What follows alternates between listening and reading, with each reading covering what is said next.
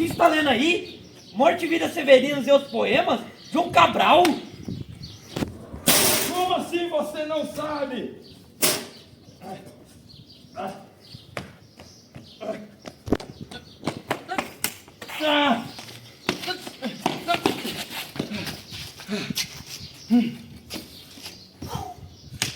Olá, bem-vindo ao vídeo, onde estaremos falando sobre João Cabral de Melo Neto, o grupo do 6º semestre de Informática Matutino, sob orientação do professor Wilker Quadros. Vamos lá? E os membros apresentadores desse vídeo são Breno Correia, Pietra Batista, Pedro do Amaral, Lucas Toyota, Lucas Lopes, Marcos Antônio, Vitor Manuel, Raí Daniel e eu, Diogo Gil. Para um melhor entendimento desse vídeo, nós dividimos ele em 5 partes. Nós estaremos explicando sobre a escola literária ao qual o autor pertence, a biografia do autor, características da escola literária ao qual o autor pertence em suas obras, a leitura de algumas obras dele e a explicação sobre elas, e ao final um resumo completo sobre todo o assunto relacionado ao vídeo. João Cabral de Melo Neto está relacionado à terceira geração do modernismo no Brasil, também conhecido como a geração de 45, que se dá após o fim da Segunda Guerra Mundial. Esse período foi uma virada de chave no Brasil. Após os acontecimentos da Semana de Arte Moderna de 1922 e da poesia subjetiva do período de 1930, referente à segunda geração do modernismo, os escritores se deram a obrigação, os escritores de 1945, da terceira geração do modernismo, se deram a obrigação de reorganizar a literatura no Brasil. Assim, essa geração ficou conhecida pelo rigor formal, pela precisão na linguagem, pela revisão cuidadosa, pela busca pela clareza e pela estrutura de seus poemas. Depois de tanta destruição causada pela Segunda Guerra Mundial, os escritores e autores preferiram uma ordem e clareza para poder dar uma melhoria nas próximas obras. No Brasil, isso daí significou como uma mudança em relação a tudo que tinha acontecido no modernismo antigamente. A primeira fase, que foi iniciada em 1922, ela foi marcada por rupturas mais radicais. Já na segunda, em 1930, ela foi uma pegada mais emocional. Já em 1945, a poesia foi começada a ser tratada como uma construção planejada, deixando de lado tudo aquilo que eles haviam tido criado antigamente. Tio, quem é esse João? Explica mais sobre a vida dele. Poxa, quem não possui conhecimento sobre a biografia desse autor?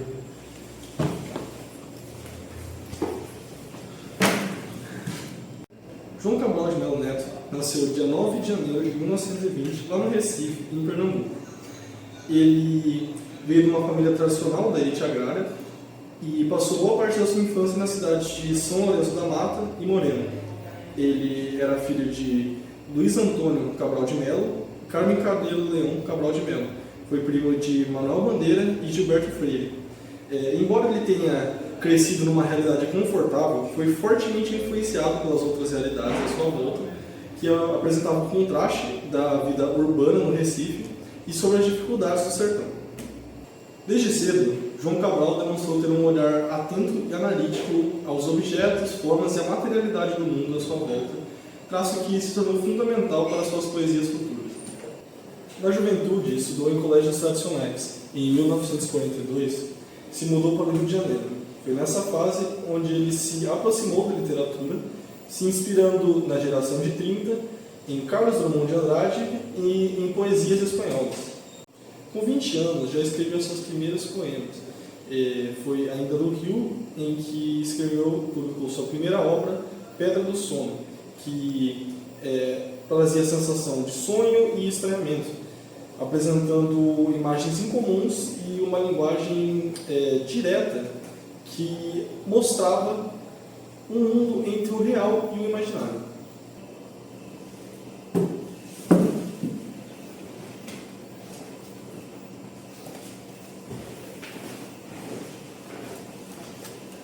Continuando o que o Breno estava dizendo, João Cabral ele ingressou na diplomacia por volta de 1947, onde ele morou em diversos países que influenciaram diretamente em sua carreira, ou seja, em sua vida e em suas obras. Dentre esses países que ele morou, estavam a Espanha, a Inglaterra, a França e a Índia. Dentre esses países, a Espanha foi a que mais influenciou em sua estética e foi a que fez com que ele tivesse contato com a poesia espanhola citada anteriormente. Na sua vida pessoal, João Cabral era reservado, rígido e pouco afeito à exposição pública. Por isso, ele mantinha hábitos rígidos de escrita e que fazia com que ele tivesse pouco sentimentalismo, tanto em sua vida pessoal quanto em sua escrita. Entre as décadas de 1950 e 1980, foi quando ele consolidou a sua notoriedade literária, produzindo obras como O Cão Sem Turno, Morte e Vida Severina, Duas Águas e Educação pela Pedra, o que foi marcado pelo rigor formal e pela economia de palavras. João Cabral ele foi eleito em 1968 para a Academia Brasileira de Letras, porém ele só foi assumir em 1976, o que reforçava assim a sua postura discreta, já dita anteriormente. Ele sempre foi um grande escritor e ele sempre manteve sua escrita muito presente em toda parte de sua vida, até mesmo enquanto ele estava com complicações de saúde.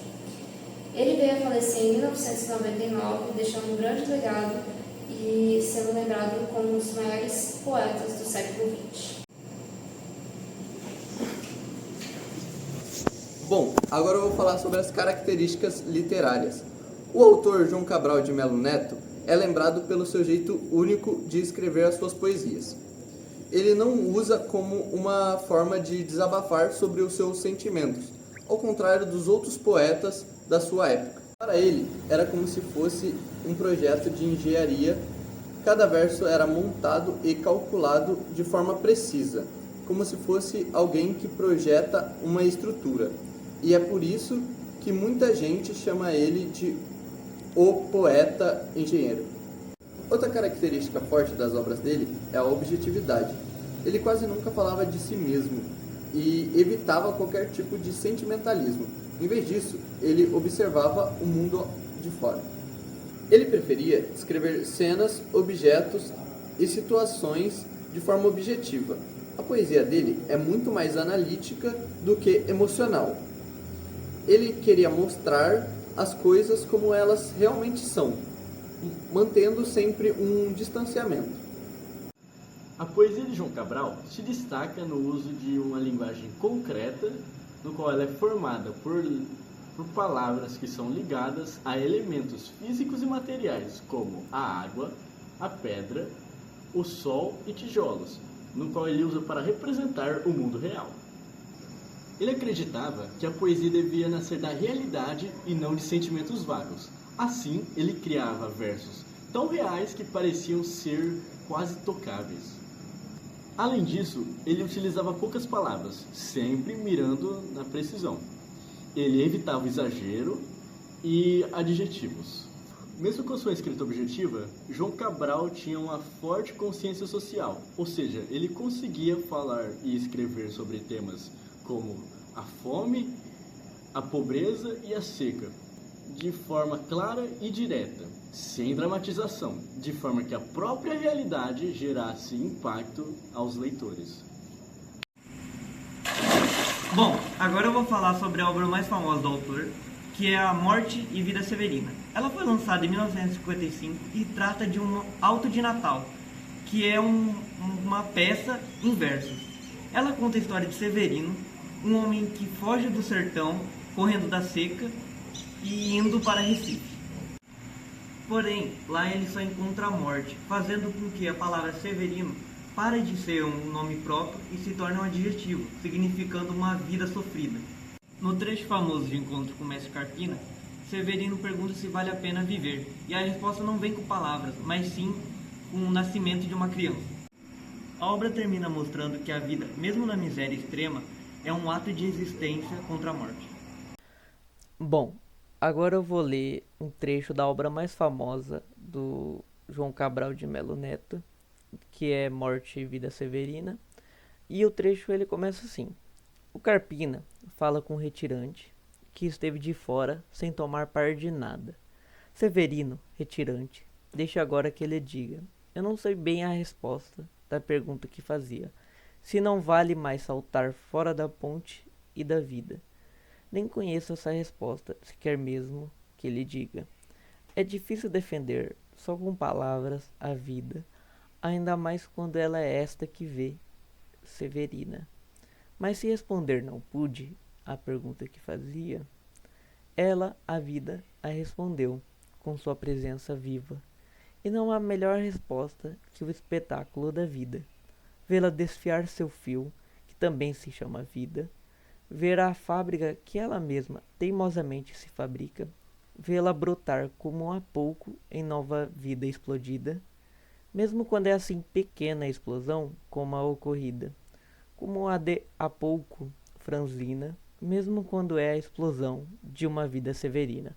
O trecho descreve a vida como uma coisa que se renova mesmo nas condições mais difíceis, mostrando que a melhor resposta para a dificuldade é justamente observar o espetáculo que é a vida, que insiste em continuar.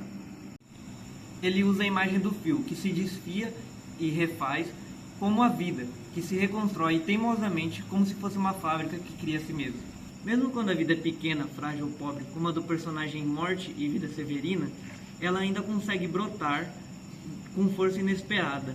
E a mensagem se torna de resistência, que a vida, mesmo nas situações mais difíceis, ela ainda consegue achar um jeito de nascer de novo. Agora eu estarei falando sobre a obra Rio, um poema publicado originalmente em 1954. Aqui está um trecho da obra. Agora eu lerei um trecho do poema Rios sem Discurso. Quando um rio corta, corta-se de vez o discurso rio de água que ele fazia.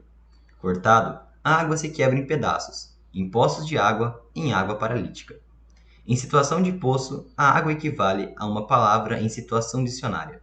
Isolada, estanque no poço dela mesma, e porque assim estanque, estancada. E mais, porque assim estancada, muda, e muda porque com nenhuma comunica, porque cortou-se a sintaxe desse rio, o fio de água porque ele discorria. O curso de um rio, seu discurso rio, chega raramente a se reatar de vez. Um rio precisa de muito fio de água para refazer o fio antigo que fez, salvo a grande eloquência de uma cheia impondo interina outra linguagem.